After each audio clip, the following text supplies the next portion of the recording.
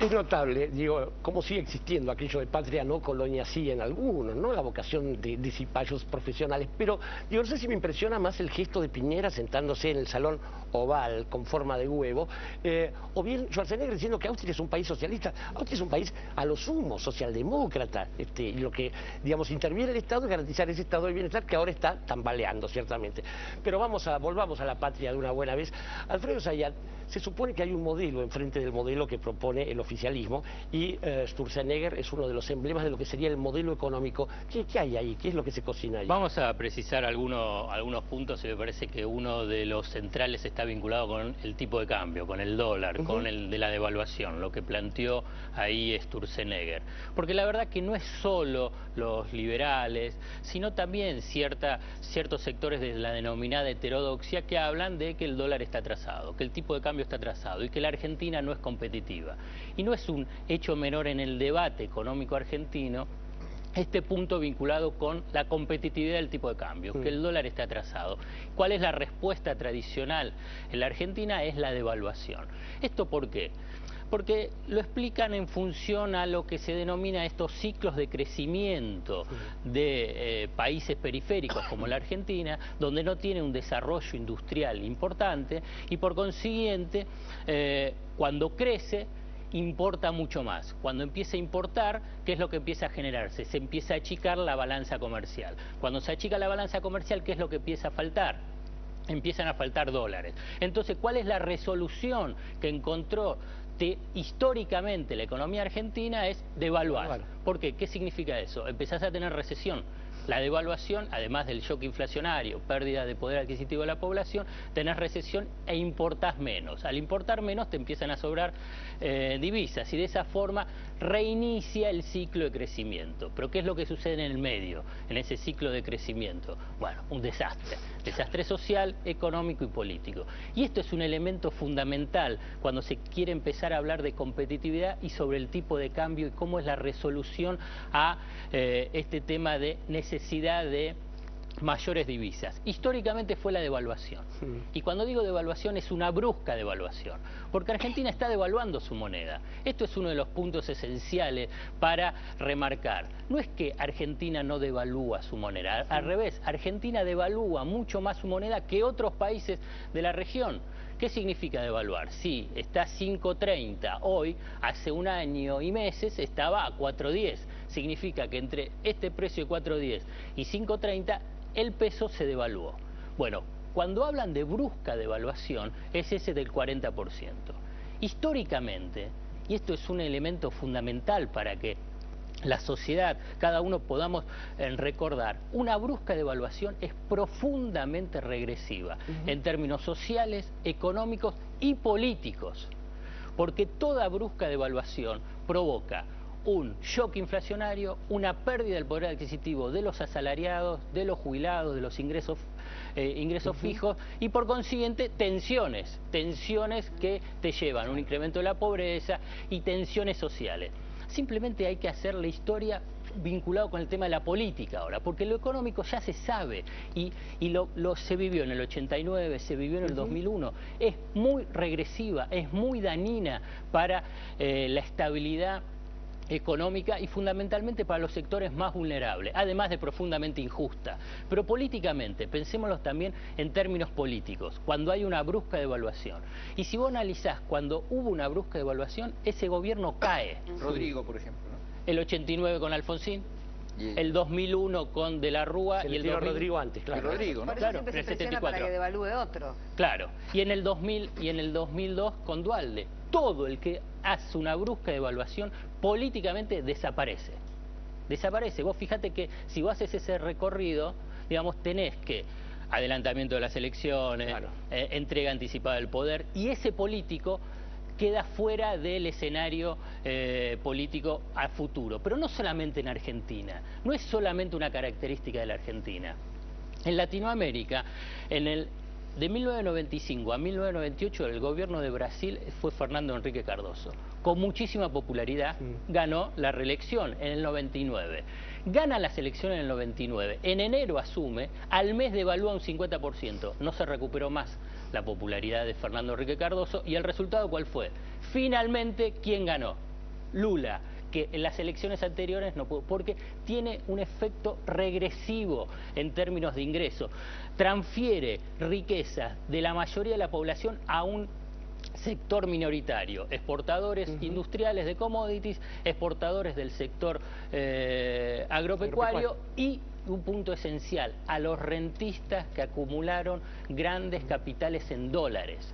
Estoy diciendo grandes capitales en dólares, no estoy hablando de el chiquitaje que puede tener dólares porque fue parte de lo que es el desarrollo económico de 40 años, sino que beneficia a estos sectores. Ahora bien, pero si querés ver el impacto de una devaluación en términos sociales, económico y político, y no querés ver tanto la historia, tenés que ver el caso de Venezuela. El caso de Venezuela es rotundo a nivel de la profunda inestabilidad que genera, tanto en precios, pero también a nivel de electoral. Vos fíjate que Chávez gana en octubre con una diferencia de 10 puntos. En el medio, durante 6 meses, ¿qué pasó? Murió Chávez y ¿qué es lo que uno sabe cuando muere un líder de tal magnitud? Todo su bloque político, toda su base política se fortalece. Se sabe, y además hay una experiencia en Argentina, con cuando fue la muerte de Néstor Kirchner. Bueno, fíjate que qué es lo que hubo además de la muerte de Chávez, una fuerte devaluación, no un poquito de devaluación. Subió de 4,3 a 6,3 bolívares por dólar, pero además también una devaluación indirecta vinculada con las importaciones, que empezó a haber subaste de divisas para controlar las divisas para importaciones esenciales, y sabemos que Venezuela no importa nada, digamos, no produce nada, importa casi todo, fundamentalmente de alimentos, y por eso tiene un salto de precios muy alto. Bueno, ¿qué sucedió en esos 6 meses a partir de la brusca devaluación? Perdió 700.000 votos. ¿En qué sector social perdió los 700.000 votos? En el sector medio, medio-bajo, donde las canastas subsidiadas no llegaban, del precio subsidiado de los alimentos no llegaba, porque una brusca devaluación, y esto es importante remarcarlo, provoca una regresión en el ingreso, una profunda regresión en el ingreso. Hace una pregunta, Alfredo, una consulta. Si alguien se para, un Sturzenegger, se para y dice, por ejemplo, yo quiero que haya hiperinflación, como todos tenemos en la memoria sensitiva, eso se convierte en un escándalo. ¿Por qué él dice quiero un 40% de devaluación y no es un escándalo? ¿Porque lo cubren o porque la sociedad no termina de entender lo que eso implica? Porque yo creo que en parte lo cubren, pero en parte no se termina de entender lo que significa la devaluación en términos de sociales, económicos y políticos. Porque pasa como que, bueno, lo que le pasó a Alfonsín tiene que ver con otra cosa, con lo que le pasó a De la Rúa y a Duhalde. Y a Duhalde es otra cosa. Ojo, que cuando digo De la Rúa es porque el 1 a 1... Cuando se hizo el corralito, es que desapareció ese 1 a 1. Claro. Significa que ahí había una devaluación implícita, porque nadie ya podía cambiar 1 por 1. Esa fantasía de 10 años y medio de que un peso es igual a un dólar, digamos, parte de esa locura que tuvo la Argentina con la convertibilidad. Y otro punto esencial es que hay una suerte de permanente, pero permanente, discurso vinculado que el dólar en Argentina está atrasado. Entonces, si está atrasado, algo que te dicen que está atrasado, se tiene que adelantar. Entonces, cuando te dice está atrasado, aparecen los técnicos de este supuesto saber neutral, diciéndole que además son los especialistas, son los que saben, diciéndote, mire, está atrasado, la economía argentina está perdiendo competitividad, entonces hay que devaluar. La mayoría de la sociedad dice, bueno, si estos son los que saben, son los especialistas, terminan aceptando algo que va en contra de sus propios intereses, que le sumás, además de esta creación de lo que yo denomino la economía del miedo. Si a vos permanentemente te dicen, el dólar está atrasado, estás perdiendo competitividad, Argentina es barata en dólares y por consiguiente vas a perder puesto de trabajo, y además aparece el dólar ilegal, y que el dólar ilegal pasa a estar en una cotización mucho más alta que la de la cotización oficial, significa que entonces esa es la verdadera cotización. Y por consiguiente dice, bueno, hay que aceptarlo. Aceptar esa brusca devaluación va en contra de los propios intereses de la mayoría de la población. Ahora, Alfredo, ¿sabes que hace un par de días circuló una encuesta de Poliarquía, creo que era, donde se decía que, pero se daba por sentado esto, al final de cada periodo de crecimiento la Argentina desembocó en una crisis? Tiene que ver con esto que vos decís, que ese periodo de crecimiento no estuvo acompañado de una industrialización, por ejemplo. Claro, porque no hubo gobierno que haya querido desafiar ese destino. Digamos, yo no quiero ponerme en técnico lo que se llama la restricción externa o lo que es el stop and go, pero bueno, olvídate de todo eso, sino de esta cuestión de una economía que es débil, porque es una economía débil estructuralmente, a nivel de lo que fueron la industrialización en Argentina, que tenía un proceso de crecimiento hasta que se abortó ese proceso de industrialización y por consiguiente quedó una estructura productiva desequilibrada, asimétrica, heterogénea, con un sector del campo muchísimo más competitivo y productivo que el de la industria. ¿Pero por qué? Porque el campo tiene una fertilidad extraordinaria y un clima favorable, lo que hace que el campo sea muy competitivo. Bienvenido sea, pero ¿qué es lo que te genera? Que la industria no lo sea a ese nivel. Por consiguiente, vos lo que necesitas es desarrollar esa industria, ¿para qué? Para hacer una economía más equilibrada y por consiguiente no estar tan dependiente, y aquí es uno de los puntos, de las divisas, de los dólares necesarios para la importación, para ampliar la frontera productiva, o sea, para incorporar maquinarias en la industria. Por eso necesitas un apoyo muy fuerte para el desarrollo industrial y eso es lo que le brinda autonomía a los países para evitar precisamente eso, las crisis cíclicas. Desafiar ese destino es fabuloso. La verdad, hasta es difícil saber, teniendo en cuenta la historia argentina, claro, cuál puede ser el resultado, porque frente a eso te encontrás con sectores que están en contra de evitar esas crisis. Al revés, las fomentan las crisis. Además, cuando cada vez que eso se produjo, estaba pensando en el gobierno peronista, al 46 al 55, que hubo un crecimiento industrial. Lo que vino después, respaldado por sectores de la izquierda o el radicalismo, tuvo que ver justamente con esa desindustrialización, ese desarme, ¿no? Sí. Fundamental es debatir sobre el tema de la competitividad, que tanto se habla, traducido el tema si está atrasado o no está atrasado el tipo de cambio, si está atrasado o no está atrasado el dólar. Porque la verdad, la competitividad no se mide solamente sobre qué pasa con el dólar vinculado con los precios domésticos.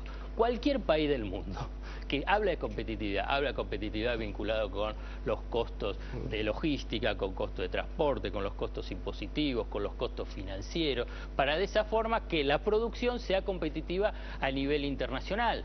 Claro. Esto es uno de los puntos esenciales. La devaluación lo que brinda es simplemente una competitividad ficticia, falsa, porque hace que sectores exportadores muy dinámicos, como yo te mencionaba, lo que es el sector agropecuario, productivo, y los de que son commodities industriales, llamado acero, aluminio, puedan tener mayor salida, mayor ganancia hacia el exterior con el tema de las exportaciones. Pero si vos tenés problemas de competitividad como pueden existir en economías regionales, vos tenés que tener políticas específicas para esas economías regionales. Y estoy pensando en la región de la fruticultura en el Alto Valle de Río Negro, que pueden tener problemas de competitividad o problemas de competitividad en Cuyo, con la producción vitivinícola. Bueno, tiene que haber políticas específicas para resolver esos problemas de competitividad. Pero una devaluación es totalmente injusta porque beneficia con rentas extraordinarias a esos sectores y afectando a las mayorías. Esto es uno de los puntos esenciales para poder salir de la trampa de los que plantean la brusca devaluación. Y ojo, y también tiene que quedar claro, no es solamente los sectores liberales que plantean la brusca devaluación. No es solamente los sectores liberales, también hay sectores de la heterodoxia que piensan que de esa forma se resuelven los supuestos desequilibrios que pueda haber en la economía, porque si quedás atrapado de esos saberes económicos sin tener esa sensibilidad vinculada con la política, sin esa sensibilidad vinculada con la gente, perdiste en función a lo que fue la historia económica argentina, cuando los políticos estaban subordinados a la economía. Y había ministros de Economía que se recordaban más que presidentes, ¿no es así, Edgardo Moca? A mí me parece que, felicito a Alfredo por la intervención de la que seguramente todos hemos aprendido, pero a mí me lleva a una conclusión, este último párrafo que decía Alfredo, de la sensibilidad. Yo creo que este gobierno tiene ante todo una sensibilidad que es el poder. La sensibilidad poder, porque hay una cantidad de consecuencias económicas que Alfredo explicó mucho mejor de lo que yo podría hacerlo, y hay en el desarrollo que el propio Alfredo hacía una utilización política como una estrategia política desestabilizadora. La presión sobre el dólar no es solamente una presión para realizar mejor una cosecha de soja. Lo es, pero además es una presión para desestabilizar, para vaciar la cartera. El intento fue vaciar de dólares al gobierno, vaciar de dólares, sacarle la famosa caja, deprimirle la caja, era el camino para voltearlo, combinado con la calle y combinado con las querellas que fomentan aquí y allá en el interior del propio peronismo, del propio Frente para la Victoria. Y quiero subrayar esto que decía Alfredo. Este gobierno, a diferencia de todos los anteriores de la democracia y de otras democracias, tiene por perfil, tiene por matriz contestar golpe por golpe, no dejar nunca que el adversario ocupe el centro del ring, porque la historia ya la conocemos, la conoce Alfonsín, pasó por Rodrigo e Isabel Perón en el 75, pasó por todos estas experiencias terminan en golpes de Estado o terminan en procesos que no son golpes, pero son rupturas institucionales como la que tuvimos en diciembre de 2001 o en el 89. Así que me parece que cada vez está más claro que toda la furia de la derecha sobre Moreno, sobre los controles, sobre las restricciones que a veces generan problemas reales y tenemos que saber reconocerlo y reconocer que hay problemas de administración de las medidas que no están a la altura de la calidad de la lucha que se está librando, pero reconocido eso, el odio sobre la caja, el odio sobre los controles, el odio sobre las restricciones del dólar, es el odio por gente que sabe que está peleando por el poder. Ciertamente, sí, Alfredo. No, que dentro de lo que vos mencionabas la caja, vamos a ponerle que son las reservas del Banco Central. Sí. Desde julio del 2007 hasta octubre del 2011 fueron 80.000 millones de dólares, números redondos, 80.000 millones de dólares que fueron de las reservas a financiar la fuga de capitales. Financiamiento de la fuga de capitales profundamente injusta, porque las reservas, ¿qué significan en una sociedad, en una economía? ¿Para qué se necesitan y quiénes colaboran para que se acumulen esas reservas? Somos todos. Claro.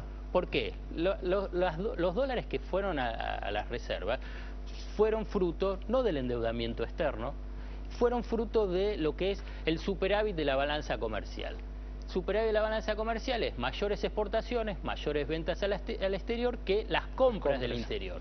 Ventas al exterior, ¿qué significan? Exportaciones de productos argentinos. ¿Productos argentinos qué tienen? ¿Cómo se hacen los productos argentinos? Con trabajo. Entonces, es el esfuerzo de toda la sociedad que consigue ese superávit de la balanza comercial para acumular reservas. ¿Para qué se acumulan reservas? Se acumulan reservas para tener una defensa fuerte frente a shock externo, crisis externas. Vos fíjate que la acumulación de reservas no es solamente de la Argentina. Fue de todos los países que sufrieron las crisis en los 90, América Latina y Asia. A partir del 95, cuando fue la crisis del tequila, empezó la crisis del tequila, fue de México, después fue los tigrecitos asiáticos, los tigres asiáticos, con Corea del Sur en crisis, Brasil, Argentina, Turquía, Rusia. Vos fíjate que a partir de fines de los 90, todos esos países empezaron a acumular reservas. Sí. Argentina también, y todos los países latinoamericanos. Y vos fíjate cuáles fueron los continentes que pudieron y pueden enfrentar mejor la crisis actual internacional, que ya se transcurre 6 años de crisis internacional. Hay una crisis internacional fabulosa del 60% del Producto Bruto Mundial, Estados Unidos, Japón y la Unión Europea. No es una crisis cualquiera esta. Bueno, ¿quiénes pudieron soportar mejor esta crisis internacional fenomenal? América Latina y Asia. ¿Pero por qué? Porque empezaron a tener una política diferente, pero fundamentalmente empezaron a acumular reservas. ¿Quiénes en la década del 90 sufrieron más las crisis internacionales? Cualquier crisis internacional, pequeña crisis internacional, fíjate, una crisis en México generaba un desastre en Argentina como en América Latina. Bueno, los que no tenían reserva y no podían enfrentarse. Entonces, las reservas vienen a dar cuenta de una necesidad de protección, pero también para pagar deuda, porque te brinda más margen de autonomía, y las reservas también es para financiar importaciones para ampliar la frontera productiva, o sea, incrementar la producción e incrementar el empleo. ¿Alguien puede pensar que es justo que esa acumulación de capital, esa acumulación de reservas, tenga que financiar la fuga de capitales? Que fuga de capitales es ahorro interno que se va del circuito doméstico, porque el ahorro financia la inversión, o sea, quita recursos para el desarrollo pero que es de una minoría intensa los que acumulan dólares y fugaron los capitales. Te voy a dar un último dato y no me extiendo más. Sí. Vos tenés desde enero del 2011 a octubre del 2011 un periodo de fuga de capitales muy, muy intenso, números redondos, casi 20.000 millones de dólares de ese total que yo te dije. Es decir, bueno, los argentinos compran dólares. ¿Cuántas veces ustedes escuchan los argentinos compran dólares? Sí. La gente compra dólares, todos compran dólares. ¿Cómo es? Todos tienen capacidad de ahorro en Argentina para comprar dólares. Bueno, te doy el dato. Desde enero de 2011 a octubre del 2011, apenas el 12% de la población mayor de 18 años compró por lo menos $1 en el mercado único de cambio, o sea, en el mercado oficial. O sea que no son todos. O sea que es una minoría intensa, poderosa, influyente. Entonces, cuando vos agarrás y decís, esas reservas tienen que financiar la fuga de capitales de esa minoría intensa, la verdad es que es profundamente injusta para todos. Claro. Es profundamente injusta para todos. ¿Por qué? Porque al perder las reservas genera profundas perturbaciones financieras, cambiarias y económicas, que el destino que buscan, ¿cuál es?